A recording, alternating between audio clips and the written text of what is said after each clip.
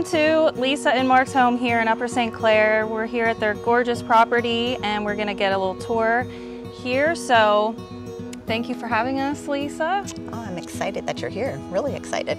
Yeah, so you've lived here for how long again? This is our fourth summer, Okay. or I'm sorry, our third summer. We moved here from around the corner. It was a home that we have always loved, and when it came on the market, we decided to kind of take a look at it. And it had all this nice property that we could garden on. So How big is the lot here? It's 1.3 acres. Okay. So you moved huge. half a mile down the road. Half a mile down the road, yes, yes. And you spent how many years gardening down there? 20 years. So did you bring any plants with you? You want to know what? I did not. Yeah. I did not. I did bring one. Have you ever heard of a Joseph's coat? Yeah. I brought a Joseph's coat with us, but in the move, we didn't move. It was kind of like early winter when we moved. So, and I did not have my greenhouse, so it didn't make it. Yeah. So I really don't have anything from the old house now. Okay, so No. 3 years, you guys move here, and then what? So the house was beautiful. The property had all of its original landscaping. So, and it was nice, but it was overgrown, you know, not really well maintained. So we decided to kind of pull almost everything and start from scratch. So there's very few things that were here when we moved in here. This big oak tree, we did not obviously plant or remove. And then there's some things in the backyard that are still here. But everything else we kind of pulled and started from scratch, which was really fun. So this is going to be a great example too of what 3 years of establishment of some shrubs and perennials looks like. Because that really, a new installation, it takes about 3 to 5 years for it to really start to look like something. So this is nice and fresh. Yes, so, yes. All right, well. Yeah, and I haven't had to water as much this year as I had the past few years. Which is wonderful. We've had a lot of rain, so shrubs are doing great. Yep, exactly. So good. So the birch tree was here? The birch tree was not here, no. Wow, it grew fast. Yes. Must have been big when you planted it? It was a big one when we planted it, yes. And we planted, beautiful. There's a birch tree over here as well. Okay. So this was a smaller one at the same, but this one was big, yes, when we put it in. So yeah, everything we planted. And you want to, as we go through too, I think I've learned so much, and there's mistakes that I've made and things that I want to move that I haven't gotten to yet. Like I'm going to point out those kinds of things. You're going to see our hot mess of a raised bed out back that we just did this year that we're learning all about. So anyway, come on up and I'll show you the front porch first. It's, you know, it's an old Victorian house, so we put a porch swing on here and some wicker chairs so that we could enjoy being outside. And then I think my gardening started out doing a lot of container gardening. And I think that was inspired by you guys coming to your nursery and seeing how beautiful your containers were. So I think I started maybe buying your containers, and then now I kind of just buy your annuals and make my own containers. So, perfect. So yes. Wow, this is beautiful. Nice. Thank you. So yeah, these are, and I love planters, so I've been collecting planters also over the course of probably the 20 years. I have a lot of cast stone, I have just a lot of terracotta, I have a lot of Vietri glazed pottery that I've collected. And everything here is doing well. So they probably get a little afternoon sun here. They do. Well, actually, the sunrise is over here, so they get a little bit of morning sun, and then it sets back here. Oh, okay. So one thing I'm really proud of is I have 4 hydrangeas that are the endless summer hydrangeas that I bought the very first summer we were here. And I decided to put them in containers because we hadn't done any of the outside landscaping yet. So I put them in containers and they did beautifully. I have 3 out here, 1 in the backyard. Every winter I put them in the garage and really water them maybe once or twice. There's one small window in our dark garage. I bring them out in April, trim them, fertilize them, and they come back beautifully.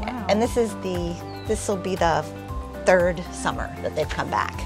The 2 over there were beautiful early on, and we got that big storm not too long ago, and they got toppled over. I lost a container, so those had a little bit of damage. Yeah. But and they were bright blue. I could show you a picture. They were gorgeous in the so interesting. early spring. Something to try. Yeah, and I've never like that, put it in the garage. And they're in these Vietri glazed pots, but I have them planted in a big round plastic pot so that I can move it back and forth. Yeah. Okay. So yeah, it was an experiment. I did a lot of Googling and trying to figure out, you know, is this going to work? Yeah. And it really has. It's been great. Good to know. So, when we first started, we only had the boxwoods here, and I really wanted incredible hydrangeas across the front. So the next summer, I found these. They were just so teeny tiny, but they do wonderfully here. But they were also hit by that big windstorm that we had and the heavy rains that were coming off of the roof. So they're a little, I don't know. Is that the variety, Incredible? Incredible, yeah. And then do you cut them down to the ground? I don't. I take about a third off, is what I do. Maybe next year I might take more though, because I'd like to see them a little bit smaller probably. Yeah. So, and I was thinking, you asked me if the shade and sun parts of the garden. Yeah. And I had told you that we only had like very little shade, and that actually, this whole part over here is shade when I was out the other day. Yeah, so we do have shade over on that side. Okay. So, yeah, so these are something I'm really proud of. We have a lot of different color too, like we have these, I think they're called wine Weigelias. Okay, yeah. That have the wine and roses, maybe? Yes, yes. They have the really pretty pink flowers in the spring. And this is an example. I planted this perennial. It's phlox. Okay. And I thought it would be so pretty in front of the, you know, the wine Weigelia and by the rock. And it has just grown. And it's beautiful when it blooms, but it kind of blocks us. So I plan to dig that all up and put it right here. Okay. And that's what I'll do in the fall. I don't want to do it in the summertime. So. Right. Yeah, that would be a great time to do that. I have the ever blooming roses, or these are like, they're called the drift roses, I believe. Yeah. So they're a little bit more of a ground cover. They're a little bit more of a ground cover. I do cut them back every spring to about, I probably take half off their size. And then I feel like that keeps them healthy and blooming. Right. And I have down here little limes. Okay. And they seem to be doing really well. I was nervous about deer getting them, but we didn't have, every once in a while I'll see some nibbles off of it, but for the most part, the deer leave them alone. The property used to have a lot of crab apples on the side here that were really big and actually hid the house that we took down. But crab apples do so well here, and they're kind of like the right size tree. So I did put 2 crab apples here, but they're the fruitless variety. Okay. And they have really pretty white blossoms in the springtime. Nice. So. Yeah, and we have some lilacs down here that are done blooming.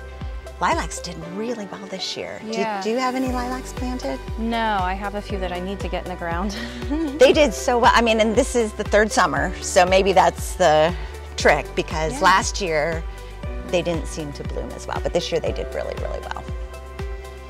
So, and on the side there, you can't really see too well, there's viburnum, kind of behind the blue spruce. And in front, it kind of weaves around there. In the spring, it's just a lot of really pretty white flowers. So I want to show you this. So these are, in the spring, I wanted to do hellebores in those window boxes. And it's so hard to find hellebores. And I found them at Trader Joe's. And they were very inexpensive. So this is 2 years worth of hellebores. So I would get them, put them in the window boxes in spring, and then when I was ready to change out my window boxes, I just brought them down here and planted them. So the ones that have the flowers on them are the ones from last year, and then these are the new ones that don't have any flowers yet that I kind of took out of the window boxes and just added to my little, I'm gonna run out of space, so I'm gonna have to start giving them to friends. So to give you a little education of what it looked like when we moved here, there was a chain-linked fence just around the pool. Okay. So the pool was fenced in, and then all around this side, the back, and that side were just pine trees. So it was just loaded with pines, and they were overgrown and they were leaning, and so we removed the chain link fence and then fenced in the entire backyard and took all the pines down. So we did not keep one. What was here when we moved in was this magnolia tree, which is, I don't know, it's doing the best it can. And this big maple, which we have been babying the past year, and we're afraid that we're gonna have to remove it. It's got we really fertilized it well last fall. We had it pruned when we moved in, and then just again this past spring. And then, I don't know if you can see it from here, but we have a cable, because there's a little bit of a split in the trunk, and we're worried about this side on the right-hand side falling. Okay. So we're keeping an eye on it and kind of consulting with some tree people, but we're a little bit worried that we might have to take it down. So yeah, so those two were here, and then you'll see there's like 4 rhododendrons that are on the back of the house, and they were here. Okay. And that's about all. So. Your allium's doing good there. So yes. Very nice. Actually, I just got that from you guys. Oh yeah, and we love that. Yes, yes. I've always liked it and never. Great for summer. It blooms long. That's nice. Cause there's 2 varieties, right? Because there's one that blooms early. Spring, yeah. That's more like a bulb. Okay. Yeah. Okay. Yeah, I was excited to see this that bloomed all summer long, and this caladium, I'm not sure what variety it is, but I thought it was the coolest thing with the small pinwheel petals on it. I think I told you one of my favorite flowers is hydrangeas. So these are the tough stuff mountain hydrangeas that seem to be doing really well here. Behind there I have, these are Montauk daisies that probably won't bloom until late August or early September. I got those at Trader Joe's, had them in like tiny, I think I had 2 tiny little pots in the house and planted them, and they've gone gangbusters. Yeah, they're a great plant. Yeah, so these are my my window boxes in this little courtyard area here, and I like to do 4 seasons. So I try to have some things in there that will be there all the time. That will stay, yeah. So I have some boxwoods. I have these little pines that are there. Believe it or not, the ivy has been able to last through the winter. But some things that I've planted get so buried because the annuals get so big, and then they don't make it. Yeah. So I think, like one of these that was over there got buried. So I think next year when I have that situation, I may pull it out, put it in a pot, and just save it for the winter or the fall. Yeah. But so when will you change these again? I will change these again probably in like late September, is because things seem to do well. In here it's protected, and our Septembers can still be really nice and warm. So I'll probably change these in September, and I'll put, you know, mums and cabbages and probably some pumpkins in here. I planted this year some real small hydrangeas. You can see them right here. I have some over here too. You can see the buds on these ones. Okay. Yeah, so a lot of these things lived over winter in the greenhouse. So this actually is a type of fig tree that I brought inside for the winter. So that did not go to the greenhouse. My Gerbera daisies overwintered in the greenhouse. This might be one of my favorite planters that I did this summer. These are lemon cypresses that I got from you guys, and I had them in individual containers, and they were so pretty during Christmas in the greenhouse. And then when I brought them out of the greenhouse, I'm like, oh, I'm gonna try to put them in a planter, and I just thought it came out really pretty. Yeah. Do you know how many containers you do? Because there's a lot. There is a lot. I don't know how Don't have many. a count. I don't have a count. No, no. That's a lot of containers. There are a lot of big groupings of planters. Yes, yes, yes. I do some perennials in containers too. So this is a phlox, tall phlox that this is its second bloom. It was it bloomed early on, and I cut it back, and it's come back again. These geraniums came probably from Bednar's in a tiny little 4-inch pot last year. Really? And I overwintered it in the greenhouse. That's and amazing. I actually split the plant in two. So half of it's here and the other half is out at the pool. Nice. I was going to try to train it to be a tree, like on standard, Yeah. and I just haven't been disciplined enough to kind of keep... That's really cool. Yeah, yeah, yeah. This is an olive tree, and I actually have one olive on it. Let me see if I can find it here for you. Of course, I'm not going to be able to Oh, find I it. see it. There it is, yeah. I don't know. I'm sure it's not going to, you know, make any olive oil or anything, but this is called a Rangpur lime, and it's like a red-skinned lime. They look like clementines on this when it blooms. So it really is so colorful in the greenhouse, and I think I harvested 70-some limes from it this year. And you can see all of the fruit that's coming now. Can you see all the small little limes? It's the easiest thing to grow. The only problem is they aren't very good. Like, they're very... I was going to say, what's the flavor like? Really tart, really tart. I should probably try to make a marmalade, but I have not tried that. So, and I've added this year to my citrus collection. This is a Calamandan orange tree. Okay. So hopefully I will have that. I brought home 4 of these individual stalks on an airplane wrapped in a paper towel.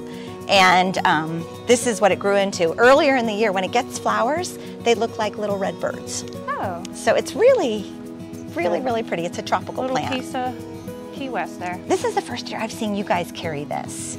It's the flowering maple.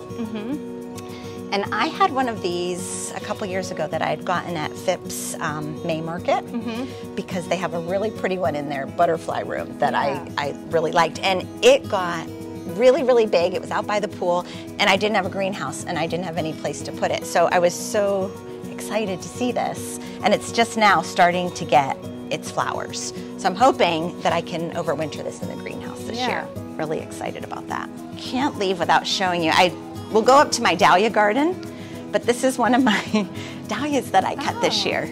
Wow. So it's my first year trying it, so I'm a rookie, but and you'll see when I show you. But I was pretty excited about this one. And are you familiar with a plant called a begonia maculata? So it's like a begonia. Oh yeah. It's got the white polka dots, the red back, and then it gets really pretty white flowers on it. This is a lemon bush. So these are all lemons getting ready to ripen. This is another one of those hydrangeas. Summers? Yes, that I had that's in a pot. These are all propagated fiddle-leaf figs, these 3, from my indoor plants. And they all lived in the greenhouse over the winter. But when I propagated, they were probably, 2 leaves, 3 leaves. Yeah. So they've done really well. I actually propagated 5 of them. And I have a son who lives in Iowa that took one. And then one of my oldest son's friends took one home with him. This I bought to house a lot of the plants that I had in the greenhouse on all the shelves. I didn't know what I was going to do with everything. So we bought this baker's rack, and everything seems to be okay because it gets enough shade, but it also gets enough of the bright light that they seem to be doing well. Nice. Yeah. My daughter and I propagate a lot. So we did this is a string of hearts that we took from this plant. So we cut all these, and then each little pair we just stuck in the dirt. Okay. And kept it going. These are from you guys. These multicolored echinacea. It's like maybe Tres Amigos. Sounds possibly, right. Yeah. Or, there's a couple varieties that have the multiple colors on one plant. They're so pretty.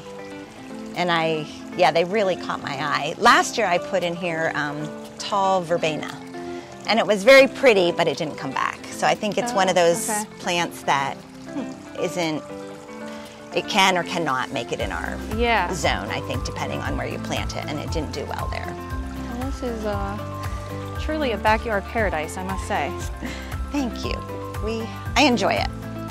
These beds are kind of funny. I put pansies in here last fall, and they were, you know, yellow, white, purple, and they were in with the perennias, the salvia and the mondo grass, and they came back in the spring, and they were beautiful, and I just thought, oh, they're not gonna last. So I bought annuals to replace them with, but they just kept going gangbusters, and my annuals that I had saved for this spot were getting overgrown. So I recently kind of cut them back, but still kept a lot of them here because I think they'll come back, and then added what I had bought. So up here is where I was telling you that I liked when you guys pair perennials with things. So these, I think it's called black pearl coral bells, were paired with the coreopsis. Oh, okay. Is that what the name of that is?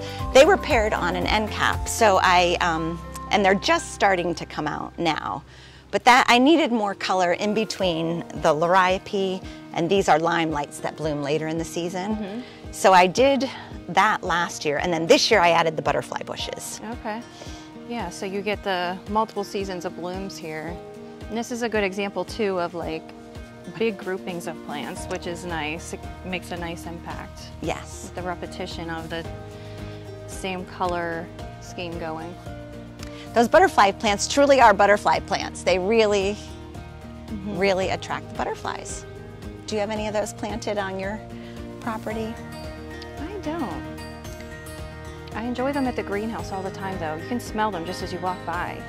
Here's a lesson I learned. I planted these putentilla last year, and I pruned them in the spring when I don't think you were supposed. I should have pruned them last fall or right after they flower. After they flower. Yeah. So they're coming back now, but I think I would have a lot more flowers earlier if I had not done that. But lesson learned for next year. That's a nice grouping there.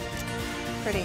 And this is a plant I had never heard of that is now just blooming. It's Clair, which attracts a lot of pollinators, I think. Yes. But it's a pretty one. I have it over here, and then I also have it in the corner over there too. This hibiscus I overwintered in the greenhouse, and it bloomed all winter long. So I had yellow flowers all winter long. I pruned it way back and brought it out, and I don't know if it was shocked when I moved it out of the greenhouse or what, but it took a while, but it's now just starting to bloom as it should, I think. Yeah. So this is the first year that we have done raised beds. I wanted to do dahlias, I wanted to do zinnias, and then we wanted to do some vegetables from seed. So we started, I got online and got a little way too excited about dahlia tubers and bought a lot and started them in the greenhouse in March, and then planted them out here. They're doing well, but they are planted too close together. So next year I'll do different, but they're really doing well. The zinnias I planted from seed and are also doing well. The vegetables, so we have tomatoes, peppers, cucumbers, and zucchini. And when we brought everything out of the greenhouse, he decided to do the zucchini and cucumbers in the back because we have that trellis. We thought they could climb the trellis. Then he did the peppers, then he did the tomatoes. Well, the tomatoes are so big we can't even see or get to everything else. So next year we will redo things. We kind of feel like we have a little bit of a hot mess going on up here. This bed is pretty symmetrical. When we look out from the house, it's kind of a nice, I don't know, nice symmetry. The new things that I planted in this bed this year are the rose bushes in the back, the shrub roses. They're David Austin, I don't know, Lady of Shallot or something. They're like an orange rose that has a little bit of red on them. I thought the colors would look really pretty with the Japanese maple. So this is my citrus collection. So this is my lemon tree. with the lemons that we had in our water, so they're ripening slowly. I have 2 Persian lime bushes, which I got some limes from earlier in the year. And then this is a variegated pink lemon. Oh, okay. Yeah, we had those a couple years ago. Did you have those? Yes. I only had, it's new, so over the winter I got 1 fruit. But it was really good, really juicy, and I'm excited maybe this year I'll get some more. Yeah. I think the leaves are really pretty and it looks really healthy. This is a navel orange tree, which is not doing very well. But this is a key lime, and I do have a lot of limes on here coming. So I'm hopeful for that one. This is the other half of the geranium that I told you that I split from the greenhouse and overwintered. Honeysuckle in a container? Honeysuckle in a container. That is cool. Last week it was probably its best week. It's starting to die down a little bit. And it got hit early with I think with a frost that we had maybe in May. But I cut out all the damage and it came back gangbusters. I love that. I love the coleus with it too. It just matches the flower color perfectly. Thought I would try to do a rose garden in here. So I'm trying. I'm fighting, you know, some black spot and some beetles, but I have 2 yellow, these burgundy, and then another one of those orangey red ones. And I was reading that I thought like scented geranium was supposed to be a nice pairing for it, so I planted that on the inside, so I'm hoping maybe that'll take off at some point. So how did the greenhouse start? Just thought that it would be so fun to try and garden through the winter and try new things. And when we moved here, we had the space for it. So we started investigating what it would take to put one in here. We met with Hartley Botanic. I actually went to the Philadelphia Flower Show where they had one set up in their convention center. So I could see what it would, you know, what it would look like. And we had to hire our own contractor to do the foundation, the base. When you buy a greenhouse from them, they provide the glass structure. So there's very specific, you know, measurements and everything that you have to follow and send to them, and they, yeah. So we were really happy with our contractor because he did a great job, did everything that they had expected him to do. So one of the biggest challenges we had was how are we going to heat this thing? We didn't know, we thought it would be really expensive to try to heat it with electric. And so we, you know, consulted with some people and decided that we have gas up to our house. So we decided that we could do it with a boiler system. So in this structure over here is a boiler that pumps the water in through the radiators. And that's how we heat it. And it actually worked really well this winter. There were some really, really cold days that it couldn't hold temperature, but for the most part, it was good. So the only thing I really keep in here in the summertime are succulents or desert plants, just because it gets so hot in here. Have you ever seen one of these and their ventilation system, the way that it works? No. So the ventilation system up on top is built on, it has wax in these cylinders. So when the temperature gets to be a certain degree hot, the wax melts and the vents automatically open. Okay. And then when it cools, it hardens and then closes. Oh, okay. So during the summer, it's open all the time. Yeah. But during the winter, like you could see it open sometimes on a winter day when the sun's sunny. Yeah. Yes. Nice.